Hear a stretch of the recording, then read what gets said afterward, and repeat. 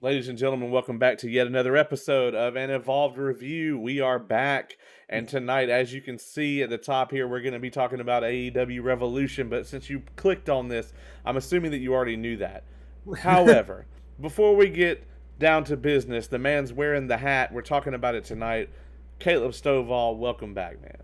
Hey man, dude, it has been a minute, hasn't it? It has been a minute. We originally had some plans this weekend to go and see GCW here in Atlanta. Some things came up. I'm not going to be able to go to that, but you're going to go. And is this going to be a televised thing for them, or is this just like a house show? I'm not sure. I think it's just a house show, but I'm really not sure to be honest. I'm sure some of it will go up on YouTube because, like, for me, I'm pretty sure they televise all of their events, but they're all house shows kind of thing. Yeah, like there'll probably be a stream somewhere. So if there's a stream, I can watch it on that. We'll do a full review on it. And if not, then we'll that next episode you can come on and kind of talk about your experience there. So Oh, absolutely. Because here's the thing. When we come on and we review stuff or anything like that, it's something we're watching on TV or I'm not actually there and everything. But when you're there live, man, none of that matters.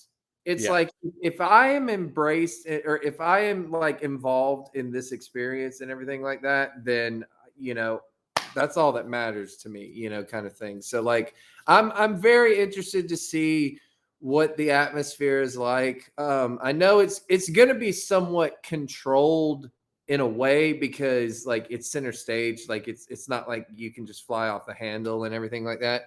But I'm expecting, some wild stuff. I'm expecting, a different type of wrestling show, and I'm all for that. yeah, man. I really I was really looking forward to it. Unfortunately, I had some things that are completely unavoidable that came up, but as far as that kind of live atmosphere kind of feeling, we're definitely going to circle back around to that because when we start talking about Revolution. Yeah. Now, before we get to the main event tonight, there's something you and I have not really talked about since it was announced. We covered a good bit of Ring of Honor in 2020.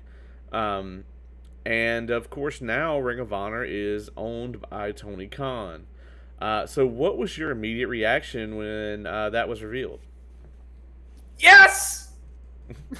If you want my honest reaction, it was look, I had just ordered food. It got here and right like I'm sitting there like, man, I hope he announces it right off the bat because I really don't want to wait like 2 hours or anything like that. And then like I saw that he was opening in the ring and I was just like, oh my God. Okay. So here it is. Here's the announcement. And I was just like, all right, it's going to be one of a couple of things. And we can all speculate what that is. There's all this speculation as to what it is. And I think that a lot of that is still to come, by the way. But that's for a different discussion for a different day. But when he said, about 17 years ago, or I'm sorry, about 20 years ago, there was a place called Ring of Honor that started as well. And the minute he said that, I was just like, oh my God. And when he said that he now owns Ring of Honor, I mean, yeah, I popped hard for it, man. I mean, look, I know people are gonna say this. I know you have your I let's put it this way. I know you have your concerns as for it as well. Like We'll get to that. We'll get to that. and I get that. But for me as a fan, it's just like I love it because I know that in some form of way, Ring of Honor is still going to continue. There's still going to be another place for people to, not only get paid, but also, have wrestling matches. And it's actually like, because here's the thing. If he was to add it on TV again, then that's another hour, but it's a completely different hour. It has not the same feel of AEW. It would be a completely different thing. And to me, that's a great idea. But that's me. And plus, I'm also glad that the footage from Ring of Honor, like the archives and stuff like that, some of the greatest matches, that people have never seen, are not going to get lost forever. Like, because, dude, I know you like Samoa Joe, but where he made his name was in Ring of Honor. and Yeah, he had some amazing matches in Ring of Honor.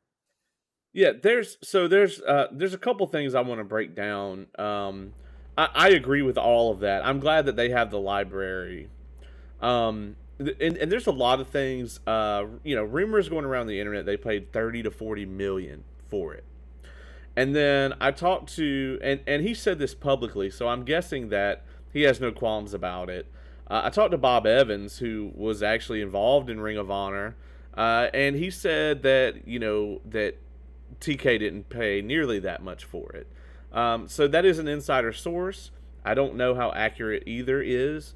So since the prevailing rumor on the internet is 30 to 40 million, let's just say 30 million. If they paid 30 million for it, they get Ring of Honor, a bunch of trademarks. Um, they get Bullet Club. I think comes along with that to an extent. They get some Bullet Club trademarks. Um, there's a couple of of other things they're going to get outside of the library. Um, and it's possible that there's some contracts left in there, not with wrestlers or talent, that they'll be able to get. And maybe they get a developmental out of it. I know that Tony Khan mentioned it in the same sentence kind of as NXT.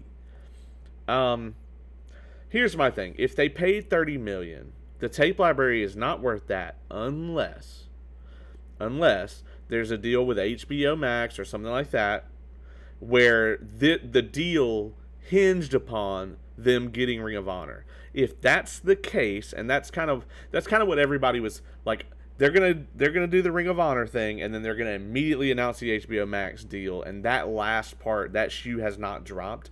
I think they will be on streaming at some point.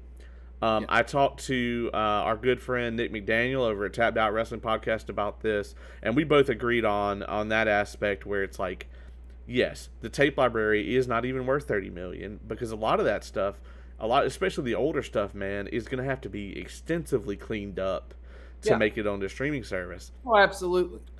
If they start streaming on HBO Max, is that going to include the pay-per-views? And can HBO Max even do a live feed? Because I don't know that they can. And so there's all these questions there. But I do think that if the streaming deal hinged upon them getting this library, then absolutely. Because let's face it, there is not a good library of AEW. Like the pay per Well, views, well, there's not, but they haven't been around that long. they haven't been around that long. But think about it. Okay, so they got the rights to All In, which is great. That's fantastic. They got the footage from the first show. They're gonna want footage from what's considered to be the first real AEW show. Yeah. So that's great. But let's also look at it, the so TNA AEW comes in.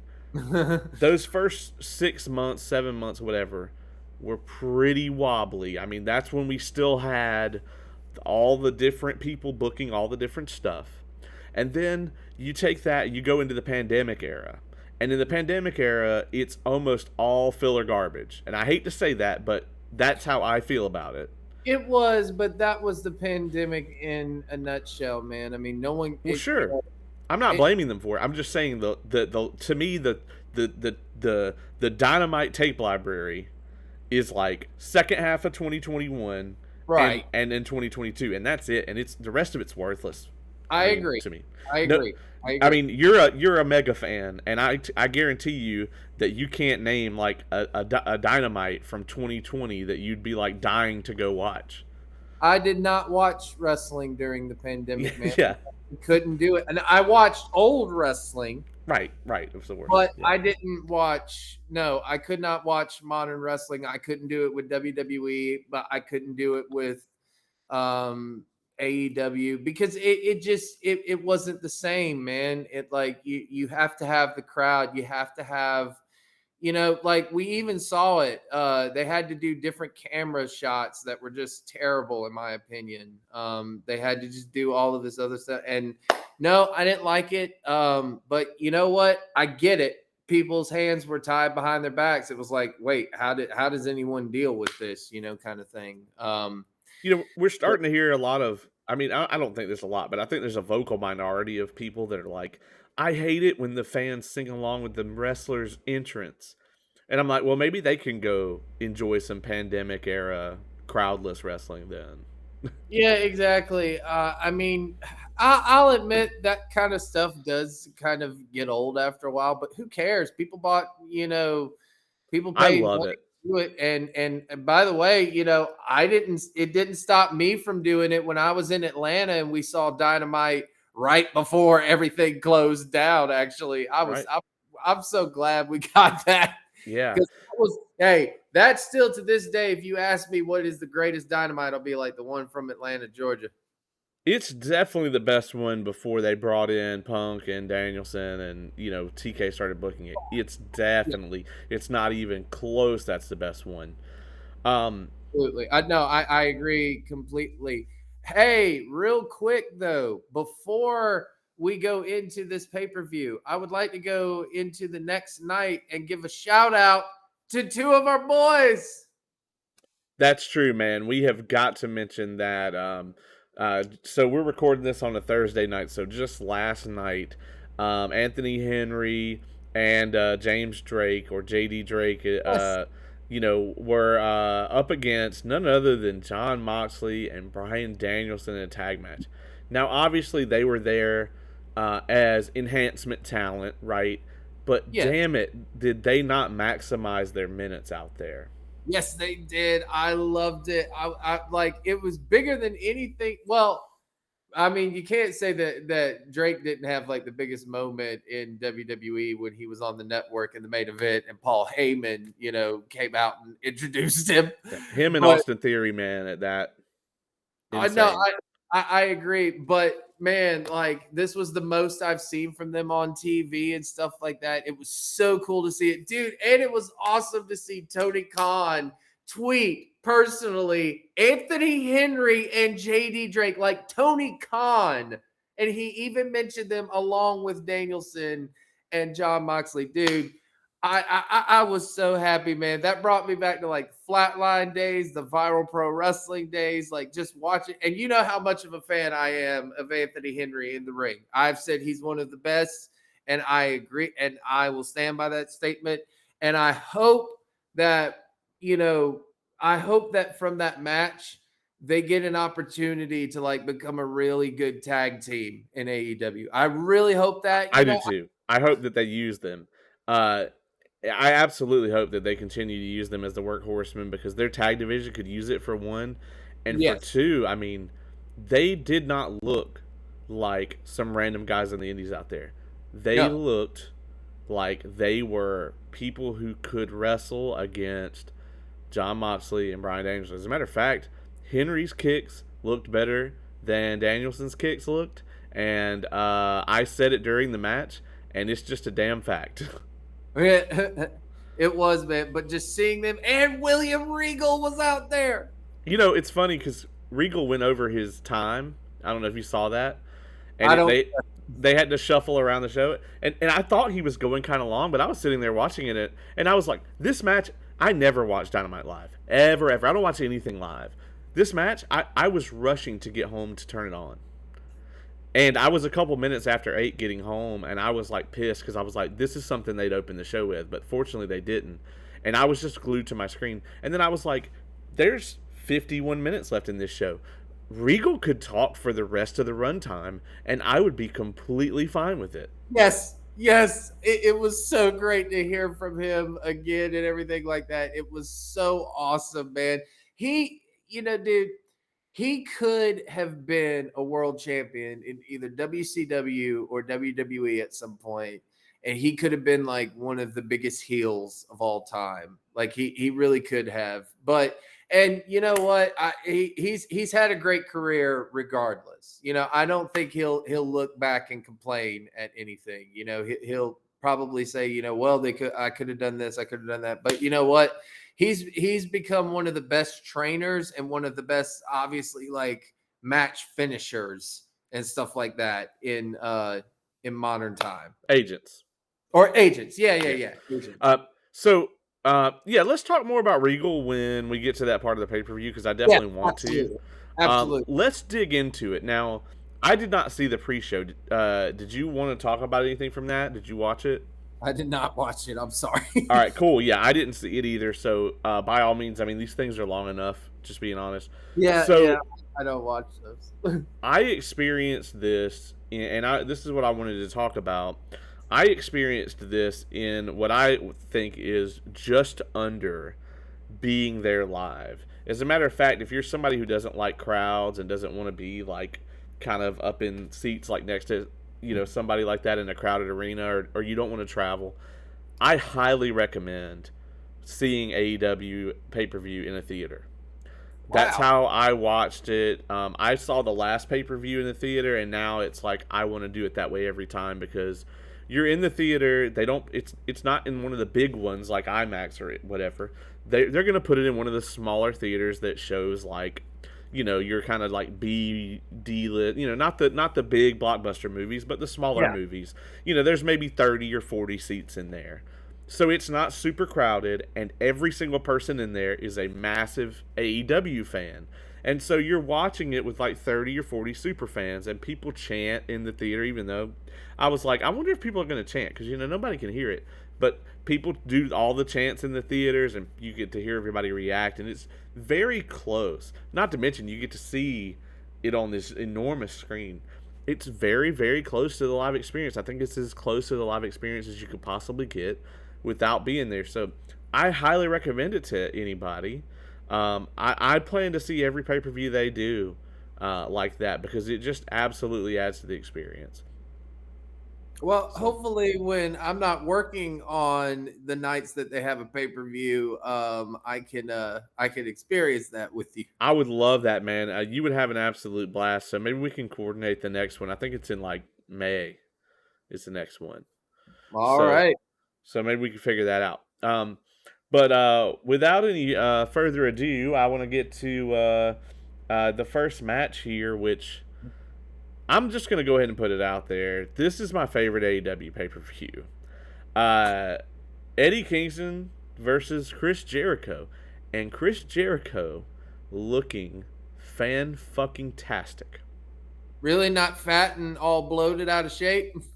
Yeah, I mean, he looked absolutely incredible. That's awesome. Which, by the way, I agree with you on that one because I thought he looked great too. He did an amazing job. I think this is the best match he's had since he wrestled AJ Styles at WrestleMania. Yeah, you told me that, and I was just like, "Holy shit!" Like, and I thought he's had some good matches as well. Like, I thought he had a great one with Darby Allen. He did. I just think that this match, you can tell that he's in really good shape. He's feeling himself. I think he's got a lot of confidence right now. I think he's performing on a level he hasn't performed at in years. And then of course Eddie Kingston is just incredible. Yeah, he really is. He's probably one of the most believable people right now. Like, Yeah. he's Stone Cold level believable. Yeah, and honestly, you could tell that he was having to do everything he could because you could tell to an extent that like he was loving being out there with Yeah. Jericho, and he Oh yeah. was constantly having to hide it. But I really enjoyed all of this. It maybe went just a tad long as like opening matches tend to on AEW pay per views, but that's just such a minor complaint, man. I didn't even really care because I enjoyed the match. I enjoyed the finish. It wasn't hokey. There wasn't a ton of like crazy falsies or anything in it. It was a fight. It was a good match, and and I liked how they kind of ended it. With Jericho refusing to shake his hand. I loved this. I did too, and I am a fan of Eddie Kingston. He's made me a fan ever since he was in AEW, and ever since I saw him on NWA, I was a fan of him and stuff like that. And yeah, man, I love this match. I thought it was a great opening match. I was hooked the minute like this match happened. Basically, I was hooked. I'm like, all right, I'm hooked into the pay per view. Let's go. Like, I'm ready for what I'm ready for even the crazy stuff now. Like bring it on. Show me what you got kind of thing. And but I'm really glad that Eddie Kingston is getting these big spots, right? And listen, let's all right, he might not have won a lot of matches or anything like that, but that match with CM Punk was just incredible that he had. The match that he had with Moxley was pretty good. And everything else that he's done has been great. So I like, yeah, I liked it. I thought it was great. Just like you. I I did really do also love that they've showcased Eddie Kingston the way that they have. I mean, pretty much everything that he's been doing has been fantastic. I loved his feud with, or his match with CM Punk as well. All of that stuff was really good. So, I always approve of Eddie Kingston being in the spotlight, and there's always the chance on these pay per views. I mean, you remember the last one? They, the opening match basically stole the show. yeah. You know, and that was Darby and MJF, and it was like all night. I felt like people were trying hard to top that. Yeah. So, and Eddie Kingston and CM Punk had to have a completely different kind of match in order to capture that crowd. So, Which uh, that's the brilliance of Punk.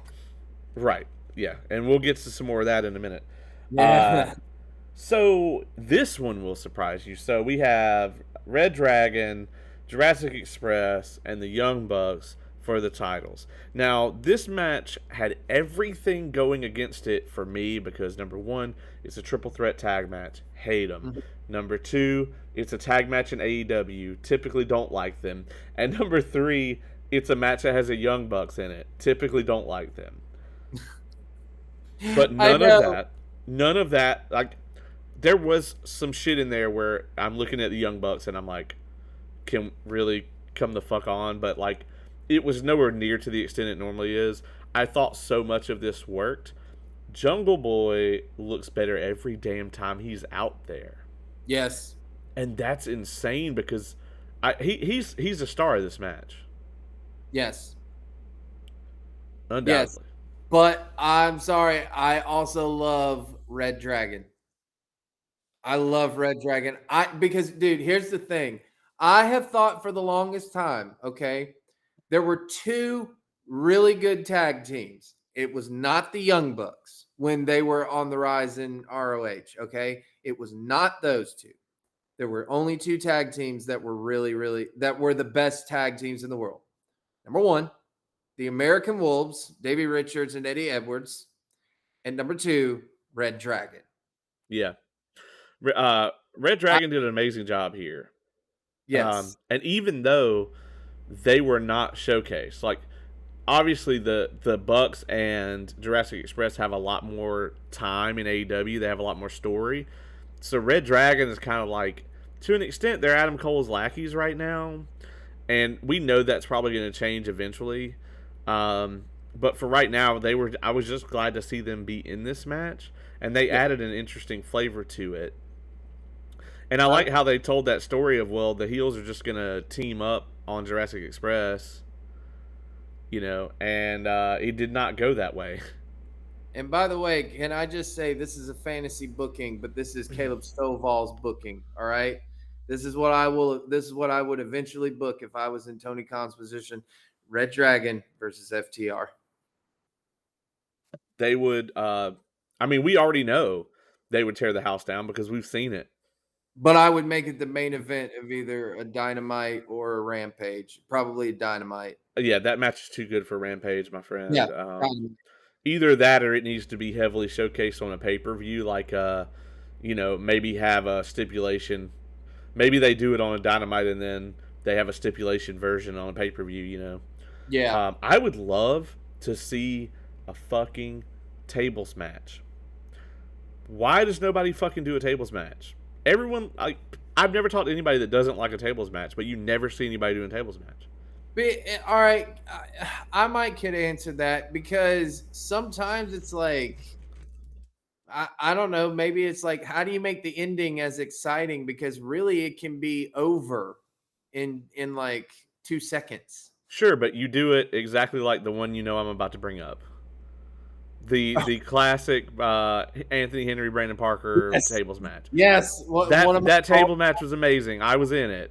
Like I was there. It was like it can be done. And I'm not saying that they need to happen all the time, but I'm saying like they never happen, you Yeah, know? I mean, I agree. Like it's a simple match, but it can work if done properly. Like I said, that's still to this day that's the best tables match. And I thought the Hardy Boys versus the Dudley Boys at Royal Rumble 2000 was the best tables match I ever saw until I saw that one.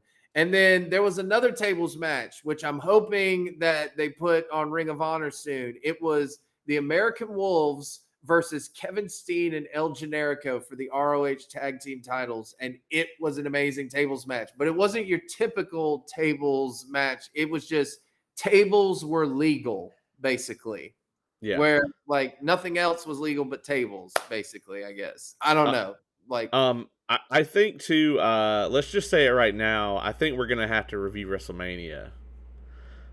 Speaking of Kevin Owens, yeah, I think we're gonna have to. There's two matches, and him and Austin. And I don't mean to get off track here. Him and Austin. There's no way it's gonna be a real match. At best, we're gonna get the like Undertaker and Cena thing that we got a few years ago, where it's basically a squash.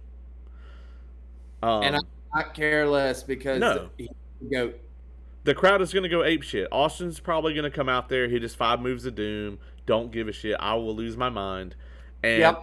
it's more than we've gotten. You know what I mean? So, and now it's entirely possible. Jim Ross has said this. Austin's a perfectionist, so maybe he does come out there and just put on a 5-star clinic, which would be insane.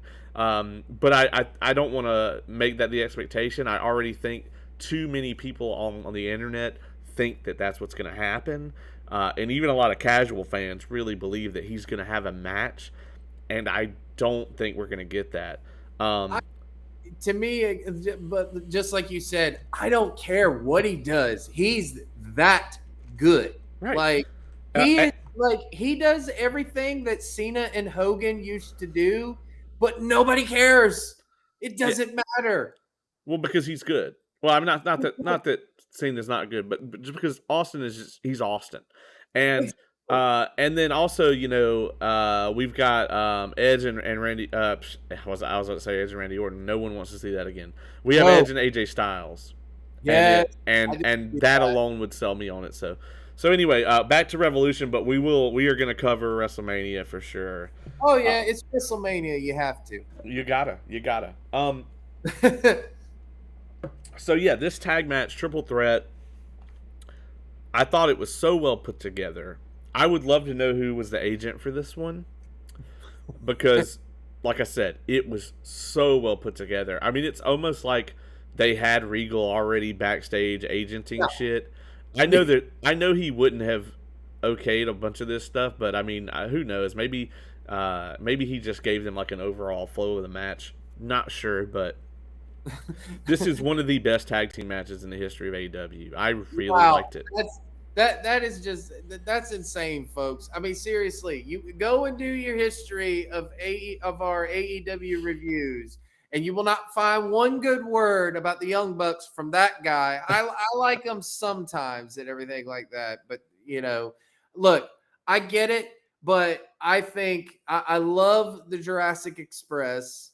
I kind of wish that they had a better tag win, but they got a good one over the Lucha Brothers and stuff like that. But I can't wait to see when they kind of split them up and Jungle Boy starts to go on a singles run, dude. Because here's the thing, he's got star written all over him. He really does. He's got the potential to be one of their biggest baby faces. And he's one of the few people that's been well booked. Yeah, exactly. And I don't know how that's been. But yeah, I mean, consistently. I mean, him. So, I mean, out of the AEW originals, it didn't come from anywhere else. You've got Darby. You've got, and Darby wasn't always booked amazingly, but he's Darby Allin. He always made Yeah. the best of it. MJF, Oh yeah. you've got Jungle Boy, and I would also say Britt Baker have always been booked pretty well. Yes. Um, you know, Yes. I and agree. I may be missing some, but pretty much everyone else at some point in time has been thrown into some garbage, you know, somewhere. I mean, even Adam Page has been thrown into some nonsense. I Uh, agree. yeah. I'll agree with that. Like I don't really have a problem with that list. That's pretty much what I was gonna say. But dude, I did like this tag match as well. I kind of had to like skim through it at times because I was stressed for time watching this thing. So, but I did like what I saw. I really did because like I said, I'm a Red Dragon fan and I Yeah. like Jurassic Express. Well, one of the things about watching it in the theater, so the cool thing is it's like the lights are up, right? So you can just get up and go to concessions and shit and go to the bathroom or whatever, but you can't pause it. So you have to pick your moments. And there's a couple things that I did miss, but I was going to get up and go to concessions during this tag match. And then I was like, well, I'll see how it is looking. And I never got up. I watched the whole thing. Um, and I thought it was good. I was glad Jurassic Express retained. Now, I did get up when we go into this next match, which is the ladder match. This is when I decided to get up and go to concessions. So I missed a little bit of this, but I knew there was going to be like 6 entrances. So that's when I got up. So I missed the very opening of this, and I came back in, and Keith Lee was just murdering everyone. So I was like, well, this is going well. Yeah, I mean, that was pretty good. I skimmed through the entrances and stuff like that, to be honest, as well. I got more towards the end and everything. There was one part that I wanted to get to, and I think you know what it is, or Uh, what it. in the ladder match, Yes, yeah. What's that? I think wasn't it where Sammy Guevara did the most one of the most insane Spanish flies I've ever seen in my life. It was absolutely ape shit. It was like when he went up there, I was just like, "What? Okay, what are they doing? What the hell are they doing?" And I'm just like I'm sitting there and I'm watching it, and then I'm just like, "Oh no, not a Spanish. No, don't. It can't." And then just when he did it, I just went, "Ah!" like, I had an XPW announcer moment. You know, it's it's funny because I've never really liked Powerhouse Hobbs very much, Uh but huh. I very much enjoyed him in this match. I thought all the big guys in this match were used well, Uh and huh. that's such a refreshing thing because how many Money in the Bank ladder matches did we have to sit through Kane just randomly being in it? Yeah. And he I, just does the same shit every time. I agree, but I love the fact that Wardlow won the match.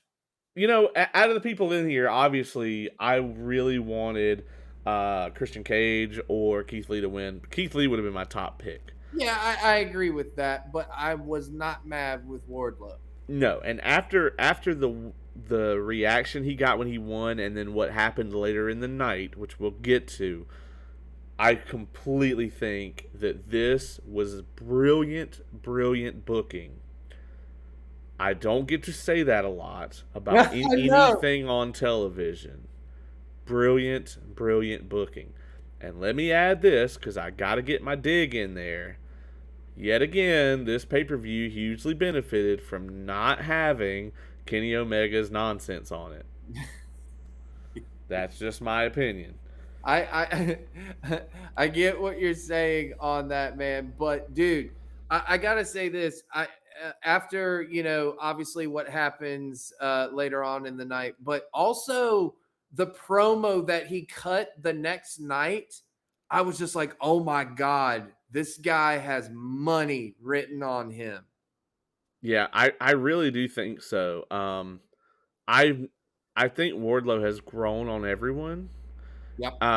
and I'm so glad that there's actually character growth, because one of the things that I talk about a lot, about why I just can't watch WWE's product at all, is because it's all filler. It's Yeah. literally a soap opera now. You can stop watching it for 3 years, and you can come back and keep watching it, and there'll be people gone. But other than that, the same shit is going on. How long has Roman Reigns and Brock Lesnar? Like, how long have they just had a huge match, like went apart from each other, had a crazy title reign, and then somehow or another they end up facing each other at WrestleMania? This is going to be the fourth time, unless I'm missing some. Yeah, I agree with that. And look, I'll give them this. The first match that they had at WrestleMania 31, that was one of the best matches that both of them have ever had. But that's not a high bar. Well, after, Lesnar's had post better, obviously, but I'm post saying, UFC Lesnar, yes, yeah, yeah, exactly. yeah. Now, before he left the first time, Lesnar had some absolute bangers. Since he Oh, got back, there's only a few. His match with Joe is the best match to me that he's had since he came back. I agree. His match with Joe, AJ, Danielson, and Finn Balor. Yeah. Um, but we are talking Oh, about, Punk. yes, agreed.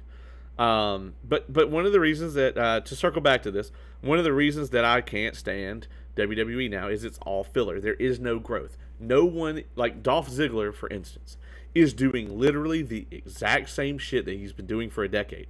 That character doesn't evolve at all. Wardlow going from being MJF's Tyson Tomko to an actual character, and like, clearly turning on him, at this point, and growing out of that, is the stuff that a lot of us like. Like, that's what people watch wrestling for, is they want to see this ongoing drama. Now, granted, there are the masses that just want content of any kind, and they just want to play on their phone while it's on TV. That's fine. I'm glad you have that. But this pay-per-view made Wardlow. Yes. Yeah, and that's so interesting because actually, I was not looking forward to the ladder matchup because I'm just like, oh my goodness, like I just don't know if I can take that again.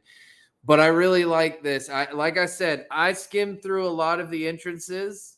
I'll admit that myself. But I did see the crazy stuff, but I thought Wardlow winning in the end and where it's going, I'm very excited. Well, speaking of stuff you can skim through, let's talk about the Jade Cargill match. Um, Um, I cannot because I did not watch a single second of it. her entrance was fantastic. I really loved her gear. It was very well done. She did a Jade from Mortal Kombat deal, and the internet was making such a huge deal over her kissing Ty Conti during the match, Yeah. as if it was like purely like sexualized or whatever. And I was like, no, she was cosplaying a Mortal Kombat character whose finisher is a kiss of death. Like, Yeah. that was the relationship. But not everybody got that, and that's fine. Yeah. But the outfit was amazing. That's probably the first time I've ever enjoyed Jade Cargill. I will say that this is one of her better matches. Not that that's a high bar either, because I think she's awful. But at least they kept this short. At least they didn't go 10 minutes. Ty Conti did a really good job with her as much as she could. Well, I like Ty Conti. I do too, and I think the problem here, here's the thing: Jade Cargill, when it comes to AEW, is not going anywhere, unless Vince, throws a ton of money and she signs with them. So, here's what we can hope for: is that her training with Bryan Danielson is really going to help her improve. So I would love to be sitting here a year from now, going, "Wow, I'm really excited to see Thunder Rosa versus Jade Cargill." But for now, I mean, Well, she's awful. yeah, we'll see. And like I said, I did not watch any of this. I did see though that moment that everyone is talking about. I'm not gonna lie, part of me really, really liked that part, but Hey, not. man, Hey, we're it's a guys. judgment-free zone around here. Exactly, we're guys. Anyways, and Yeah, I mean, look, I get it, but yeah, I didn't really watch this one because, like I said, I was stressed for time, so there were some matches that I didn't watch all the way through. But yeah, I'll be interested to see where she goes, and I get what the kiss was for. I never once thought it was sexual. Like I know exactly what it was for. Yeah, I mean, the internet, was being the internet. Well, of Um, course. this next match though, and a lot of people, I've had people say this was a one match pay per view, and I don't believe that. But if it was a one match pay per view, then that one match is this dog collar match Oh, good God! because it's Now had the best lead in. I watched every single second of this one. How could you not? The match went 26 minutes. And Yes. and normally I would be super pissed about that. Every single moment of this was good. There was a couple of little spots in there where they were, little rest spots in there that in a match like this where you're doing this kind of storytelling and obviously losing this amount of blood, I was actually worried about Punk. He was gushing. Yeah, he was. He was, dude. Like, oh my God. But bef- I mean, dude, before we go into that, I know you want to talk about those entrances. Yes. I absolutely want to talk about the entrances. Um, it was very interesting that MJF when MJF Cult of Personality hit and then went into MJF's music, I said from a production standpoint, playing Cult of Personality again right after this wouldn't make any sense. So what's he gonna come out to? And I'm thinking I don't know why my brain went to this, but I'm thinking that he's gonna come out to The Fire Burns. Because they've referenced WWE so much in their feud. But he didn't. He went back even further than that, and he decided to come out to something that only like people who watched his Ring of Honor stuff really would have known. I mean, or I guess AFI fans, but I feel like there's a lot of crossover there. So I'm both. Right, right, yeah. And I know you went completely apeshit for it. I Oh know my you loved it. God. He came out in the gear as well. When he came out and when I heard the bomb, and I just was just like, oh my God, I was losing my mind. I was like, oh my God. Like it's Ring of Honor. Like Ring of Honor is in the house, bitches. Yeah, Oh, it was tremendous. And dude, immediately when I saw that MJF's entrance, I was hooked. I was just like, people can say what they want to, which by the way, I think this has been one of the best feuds in modern wrestling history. This it has been tremendous. it really is. I think that it's one of the best. I think the story that's been told is one of the best.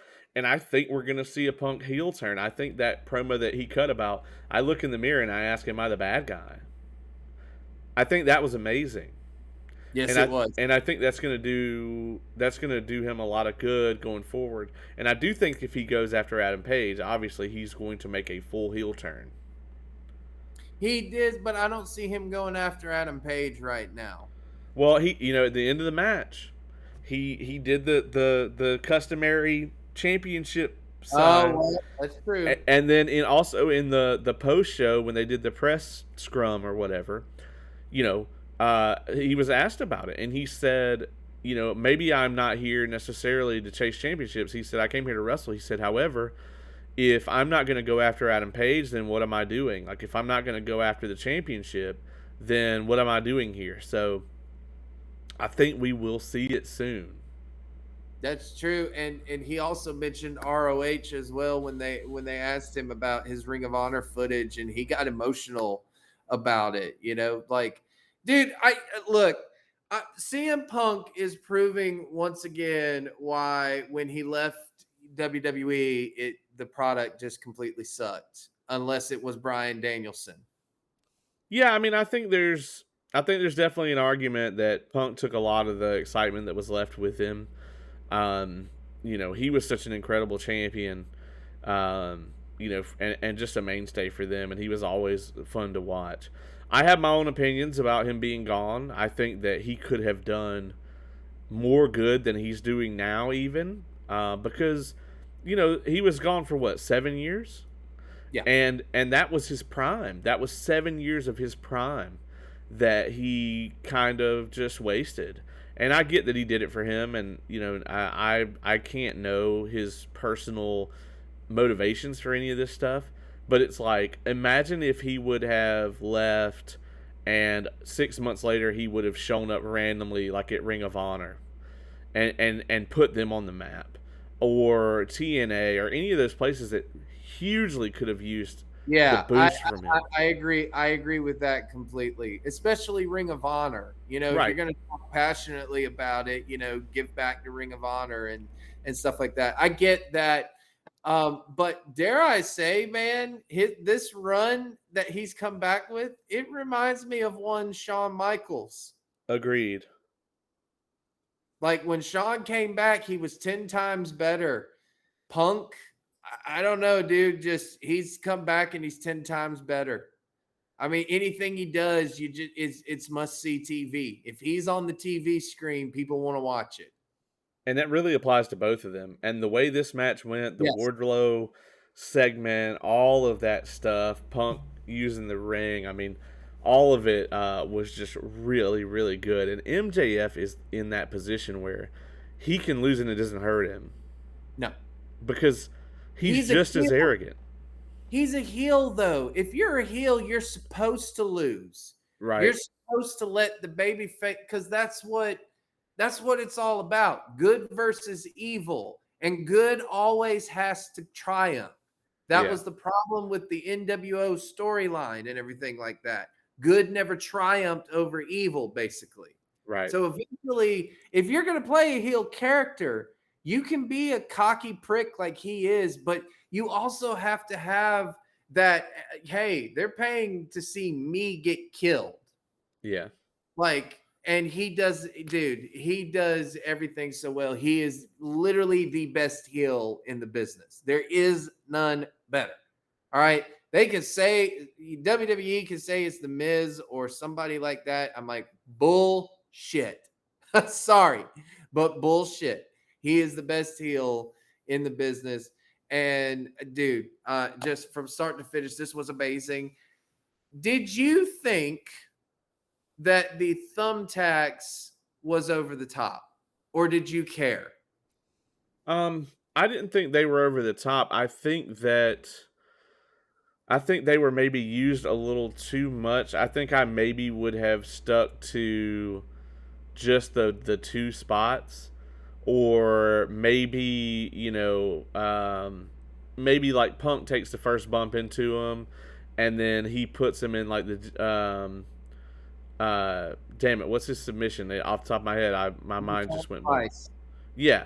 He puts him in the Anaconda Vice like while he's laying in the tax. That would have been an awesome, I think, use of them. But it's hard for me to complain about this match.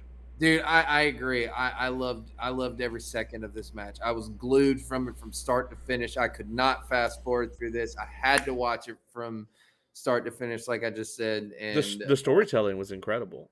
it was, and this whole feud, like this is the way you do a wrestling feud, in my opinion. This was wrestling feud 101 from start to finish. From the time that they teased these two fighting to the culmination of this. This was it. I don't care who you are. That's what this was.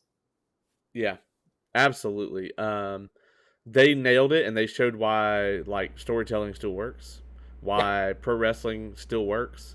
Yeah. Um, you know, and honestly, the only bad thing about this match is it almost had a Hogan and Rock effect, where it sucked all the energy out of this building.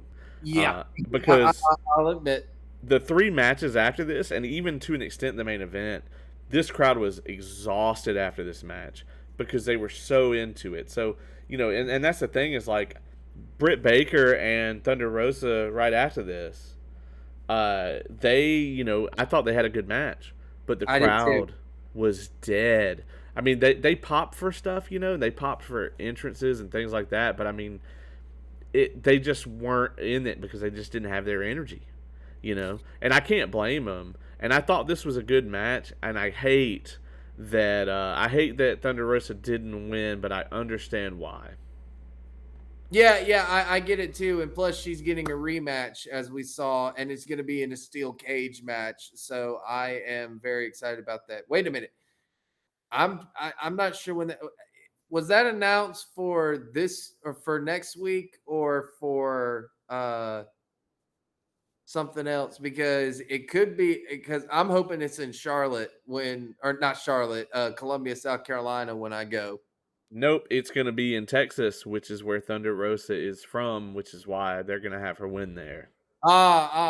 Which okay, I'm perfectly fine with. It But will it will probably be the main event if I had to guess. well, that's a great main event, by the way. And here's the thing. I did watch this from start to finish because I love these two together in the ring. These two have amazing chemistry. They have Moxley and Rollins chemistry, Austin and Rock chemistry. Hell, even Bret Hart and Shawn Michaels, and there's been some rumors that there actually is real life heat between the two. Between Baker and Thunder? Yeah, which I think it's more of just a competitive thing. I mean, I wouldn't doubt it. I mean, I can totally see Thunder Rosa harboring some ill will at the way that she's been handled and marketed in AEW. But I hope that changes. I hope they put the strap on her. And I think that she would be an excellent face for their women's division. I would have loved to Yes. see her win here, but it's almost, while I was disappointed, it was like I don't want her to win and get a toned down reaction in front Yeah, of this crowd. You know, um, I agree. I think in Texas, her home state, the crowd is gonna go completely off the wall. I mean, they're gonna blow the roof off the building. So I hope she wins there. If she doesn't win there, then I will be a very pissed, crotchety old man for the next week, probably. I agree, man, because I still say their lights out match. That was a match of the year candidate during that pandemic. That was one of the only ones I could say about, by the way. Yes, yes, Okay. uh, There were a couple, and that was one of them. And that that was the only one. yeah. Um, so I know that you probably were incredibly hyped for this next one.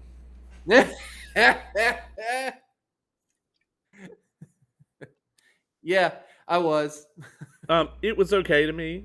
Um, not that, not I won't say it was okay. I would say it was good. I had no expectations for this match because I'm not a big Moxley fan, but I really enjoyed the way that it went. Um, and then of course we'll talk about the finish. Yes, obviously. But yes, I was very stoked with this next match, and I didn't know when it was going to come. Look, man, I get people have problems with Moxley or whatnot. I like him. Okay, I always have. I like him, and maybe it's just because this is just my opinion, folks. Okay, take it for what you will. In my opinion, he is really good at doing both styles of wrestling. And what I mean by that is, he does the hardcore, the death matches stuff, and he does them a lot better than a lot of other people that I've seen. And he also does wrestling matches really good. Look, I you know there out of all the problems I have with WWE, I will say that one feud that they sort of got right, and it's just because these two had incredible matches every time, was him and Rollins. I love the feud. Every time they were booked, I was just like, I'm watching it because I knew they were going to have a good match, and it didn't matter what. Dude, you said it yourself. They've probably had the best lumberjack match of all time. Agreed. That was one of the greatest things I've ever seen. I loved when I saw it live at Night of Champions when he came out and he beat up Rollins and stuff like that all throughout the building. That was amazing. The pop that he got was enormous and everything like that. I liked, I wasn't very happy with his world title run that much at times. I thought he did have some good matches. I did like his match with Brody Lee. I did love his match with Eddie Kingston. Yeah, I liked his match with Jericho. I liked that storyline that they did, and he was actually really over and stuff like that. But look, I I think get he's still really over. I just think that these two are completely obviously they're completely different styles, and for having completely different styles, I think they did a good job.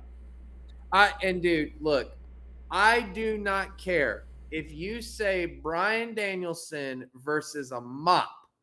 I'm still going to watch it. That man, to me, people can say that Kenny Omega was the best in the world or this person was the best in the world. There's only been two people that for a decade now have been the most consistent. Okay, I'll put three. I'll put three people in ring and just everything else.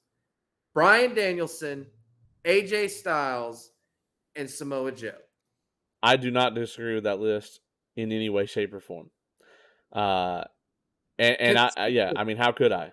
Consistent. Now, Yeah, obviously, there were times where Kenny Omega he had those big moments in New Japan, and Okada is amazing, obviously, and and Nakamura and everything like that. I all of those, but as far as consistency for a decade, like you just say the matchup, I don't care who it's against, I'm going to watch them yeah, is those three.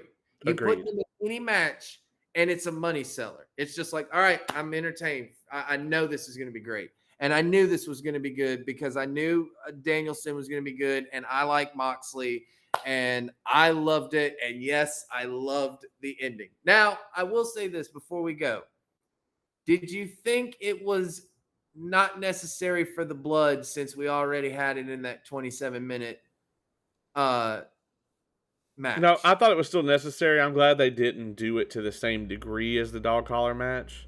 Yeah, I Um, agree. and my one thing they hugely botched in this, the finish before Regal came out, and nobody remembered anything after that. I mean, before that, but before Regal came out, they botched the shit out of this finish. When that referee counted the three, Brian's shoulder was like that far off the mat. Go watch it back. The He had him in the package or whatever it was, roll up, and he was like tilted, and so one of his shoulders was. I mean, it was. I could have put my whole fist in there, and they still counted it, and I was like, "What the fuck?" But then I was like, "Well, Regal." Like when Regal started coming out, I stopped caring about anything. I agree. Like when the crowd started going nuts, I was just like, "Uh oh, who's coming out? Who's coming out?" And then when it was William Regal and Tony Schiavone's reaction, like like Tony still shows why he still got it. Come on, Yeah, we got Tony Schiavone. I love him. Shivani was the MVP on the commentary desk that night. He had all the best calls all night, I thought, and I really loved this segment. I loved him coming out and basically like slapping the shit out of them, and he was basically being like wrestling dad, like he was Yes, like calm the fuck down, and he did an amazing job. I really loved it. I loved it. I loved it. I loved everything about this match. I watched it from start to finish. I loved it. I do not care. I love pro wrestling, people. I don't give a fuck. Um, I did take another snack break during the next match with the semi main, which I kind of expected this to kind of be a clusterfuck anyway, and I didn't really follow the story on it. Um, but in terms of this match, so we have Darby Allin, Sammy Guevara, and Sting versus the Andrade Hardy Family Office. See, okay, this was where I mixed up Sammy Guevara's spot in the ladder matchup. I'm sorry, folks. No, I, it's all right. I knew what you meant at the time, but I was like, we'll just roll with it. yeah, I see. I was like, and when I said it, I was just like, wait a minute. Did that actually? This actually? He was in the damn 6 man. I'm sorry, folks. I totally fucked that up. Well, it was still a great spot, and this the other great spot in this. It's really funny. I was Um, talking to somebody earlier about Jeff Hardy being there and kind of what Sting's reaction to that must have been, because we all are familiar with the infamous Victory Road incident from what, 2011, Yes. 2011 Victory Road, where Jeff Hardy comes to the ring and he's like, he's super fucked up on drugs Yeah. and can't even like compose himself. Yeah. Well, I was talking to somebody about that, and I ended up going back and watching the clip. And in the clip, Taz is on commentary, and this is in 2011, and he says, the Stinger's been at this a long time. How many matches do you think he has left in him? Clearly, a fuck ton. Because Oh, we're over a decade later, and the man's jumping through tables and shit.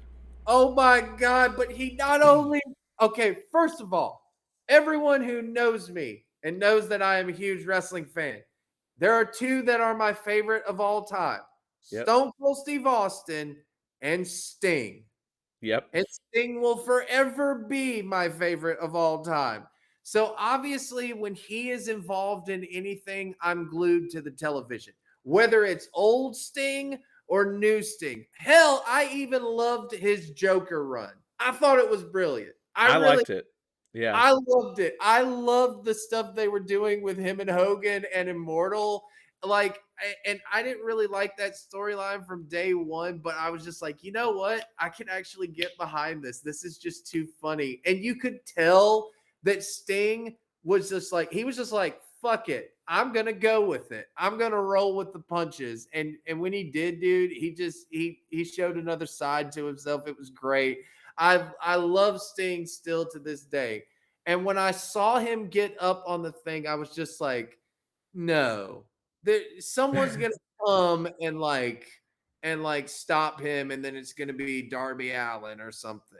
Yeah, but And then nope. he jumped off through the table, and I lost my shit. I went, oh So my did god! everybody in that building. I mean, that one spot woke that crowd up. They Yes, were here and they went here. I mean, they just did. You know. but that Sting, he's showing like he says, "Move over, rookies. Let me show y'all how it's done." I But mean, even he did that back in the day. So yeah. I mean, he's been doing that for his entire career, and that's why he's still as good as he is. I mean, it's crazy to think at his age that he's doing stuff like that and not seriously injuring himself. And I think, honestly, man, it's really the seeing all the stuff that he's able to do today. It makes me hate Seth Rollins, man, because like Sting is just like the safest guy, and Rollins literally could have caused him to be paralyzed or anything else. And I get that things happen, but it is what it is, man. Like that's an amazing, like legendary career, and WWE did a terrible job with it. And I'm so glad that oh, I he's agree. gonna end his career here and probably be an early inductee into the AEW Hall of Fame. Yeah, he had one good match in WWE. Him versus Triple H at WrestleMania. And I even then, they turned it into a Monday Night War extravaganza nonsense. They did, but to me, that was kind of the fun of it. Like, I don't know. I didn't mind it at the time, and I don't mind it looking back at it. I get why it's ridiculous and everything like that, and why sometimes it doesn't make sense. But at the time when we were all watching it, that's not what we were thinking. We were like, holy shit, our childhood has come back to life and everything like that. At least for those of us who grew up in the 90s and stuff like that. So Yeah, I I enjoyed it. I look, mean, I enjoyed that, but I enjoyed that, and plus his TNA run is one of the best of his careers as well. yeah, I Uh, mean, honestly, he's done more. He's been on top in so many places, and I mean, even if his WWE run was lackluster, it's still better than the way they treated Kurt Angle when he came back. I So, agree. I agree yeah, completely. But no, dude, when he jumped through those two tables, I was just like, oh my God. I cannot believe I saw it. And I just immediately stood up and I bowed. I was just like, yep, I'm bowing to you, man. I love Sting. Um, I mean, just there was a bunch of crazy stuff in this matchup, and I don't know. I didn't care. It was okay for what it was. Like I enjoyed it, but I love Sting and I love Darby Allen. Well, and the purpose of this match too was to keep Darby Allin, Sting, Sammy Guevara. None of them are necessarily in like a main storyline right now, so this keeps them on TV, keeps them relevant, and it works. I mean, you can't have everybody in the spotlight all the time. You just can't, Oh yeah, especially not with a roster like this. I agree. That's why you add more shows so you can try to get more feuds and stuff and get people TV time as well. And even sometimes that still is a pain.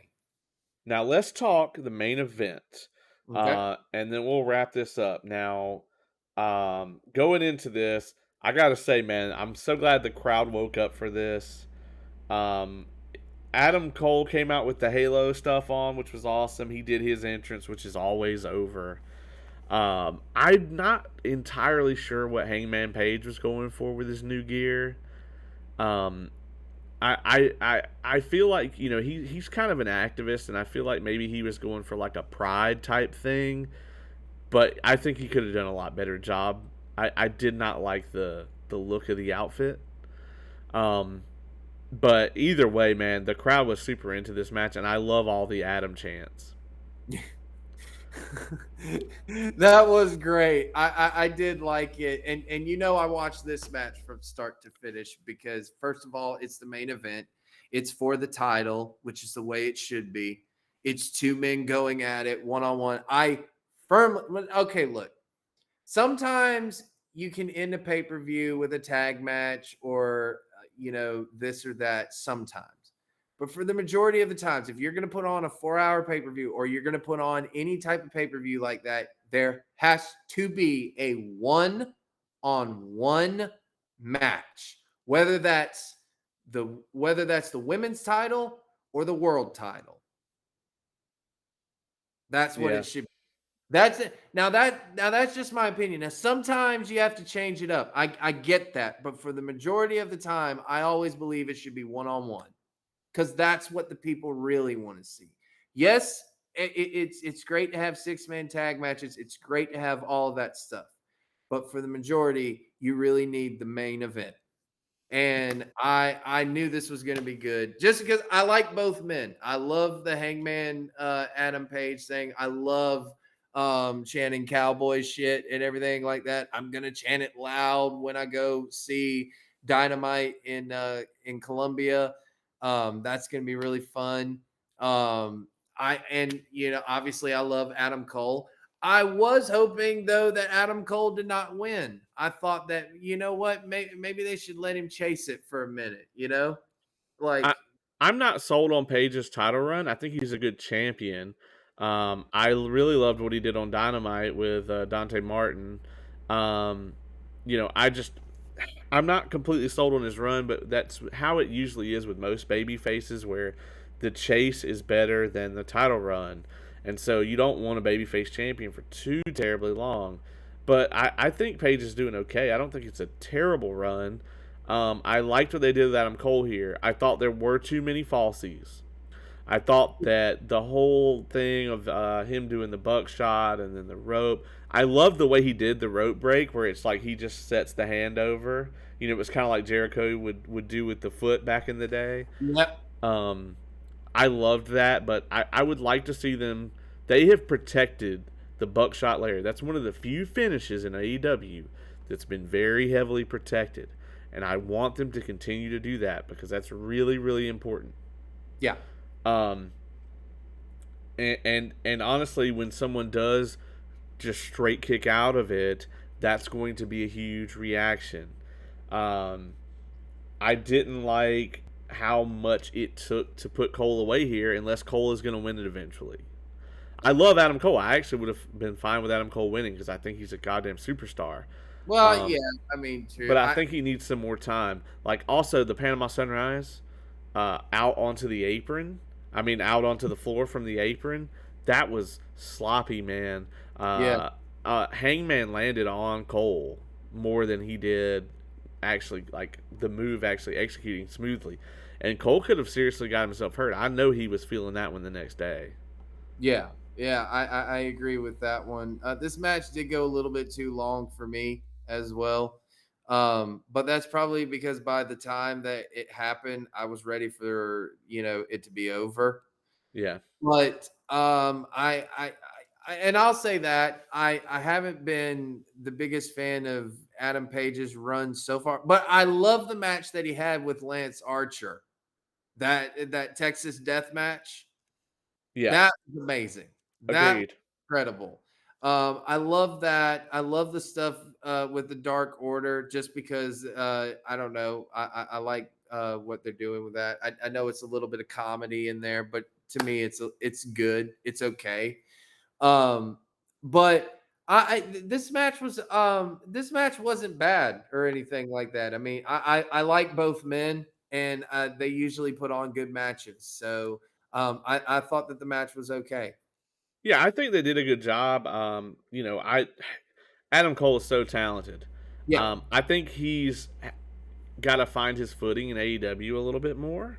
Um, it's kind of like we all want him to be NXT Adam Cole, but he can't just immediately go back to being that. I think he needs to stay in the gym. I think he needs to, get back into really good shape that he was in.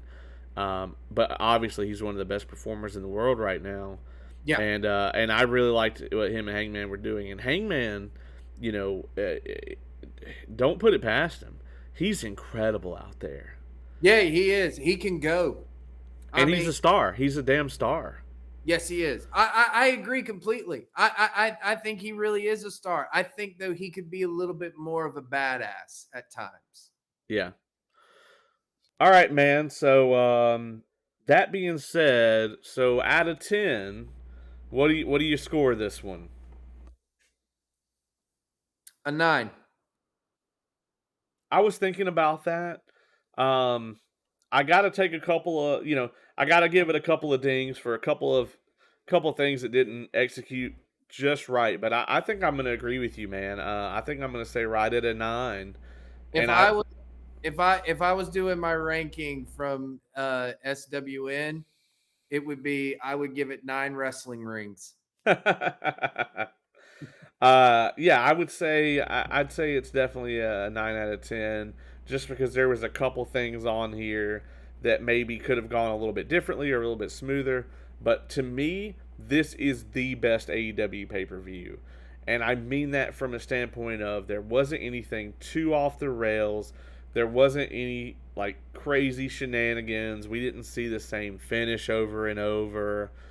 There just wasn't a lot of that kind of thing, and I think that that's really important. This is how you put on a pay-per-view.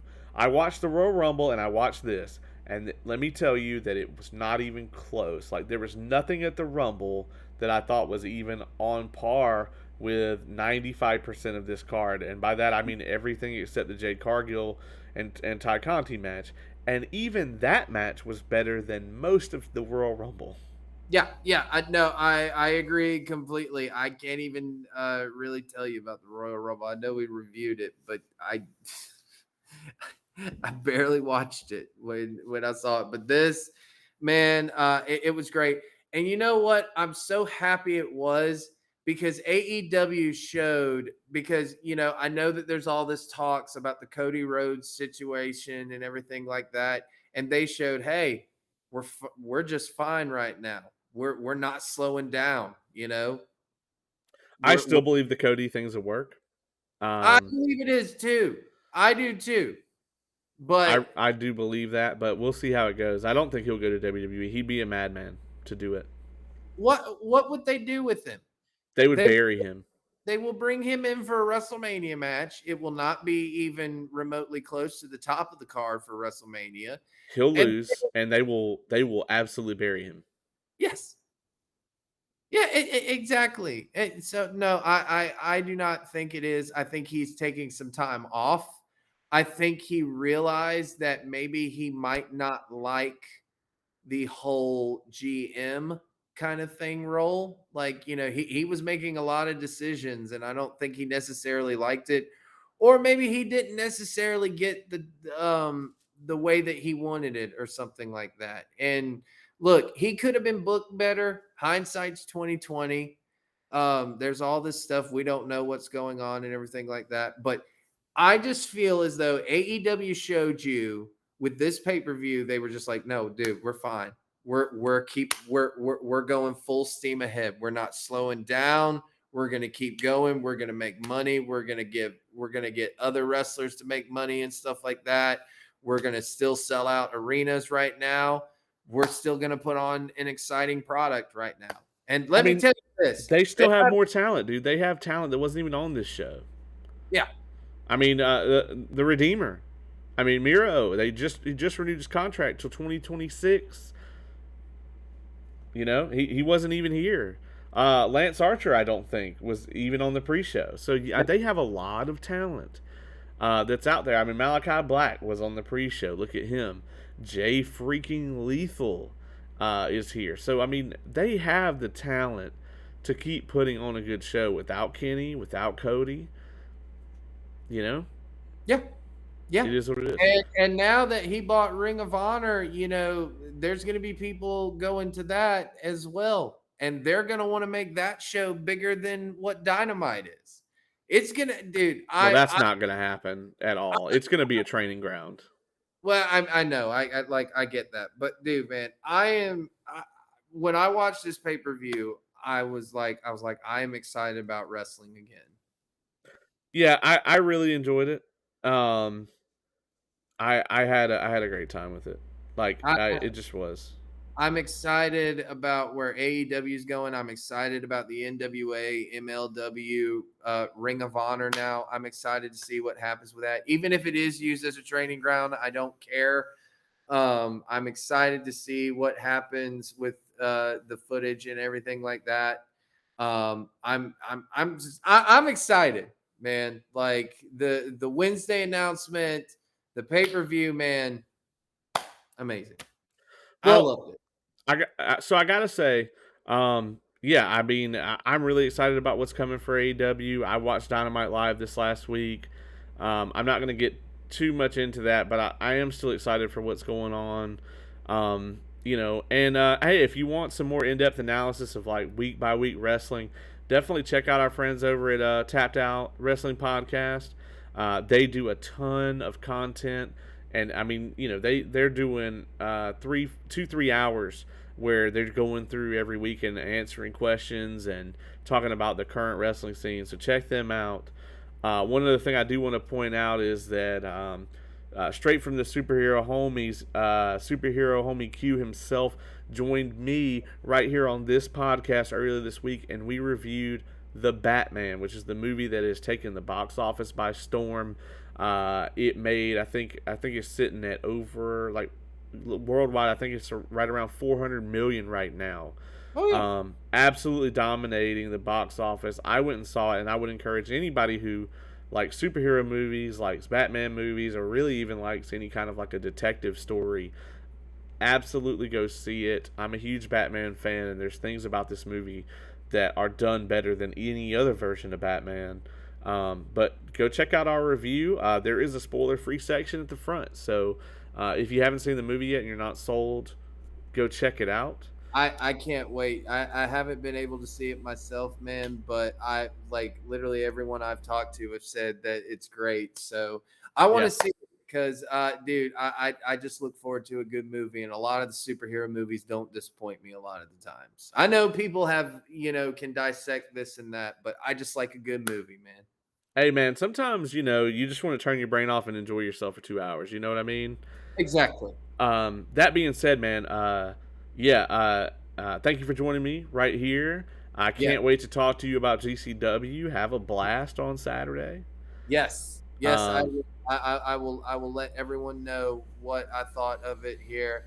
I'll go ahead and spoil it. I'm probably going to have a great time and everything like that, because I usually don't have bad times at wrestling events. So, but I am excited. I'm excited to see what kind of atmosphere it's like, how it's going to translate here in Atlanta, and how it's going to look at center stage. Like, what exactly are they going to do? I'm excited, man. This is the most I have been excited about wrestling in a long time. And dude, I'm even excited about WrestleMania because it's WrestleMania and Stone Cold Steve Austin has been announced. Yeah, I'm excited about those two things we talked about earlier. Right, So right, and I get that, and I'll probably skim through a lot as well on that one. But man, I'm excited, dude. I yeah. love pro wrestling, and kind of this week kind of reinvented my love again, or rejuvenated, I should say. And what's interesting, WrestleMania Mania weekend is going to be April 2nd, April 3rd, and that is my birthday weekend. And guess what? I am going to be out of town. So I'm probably going to have to.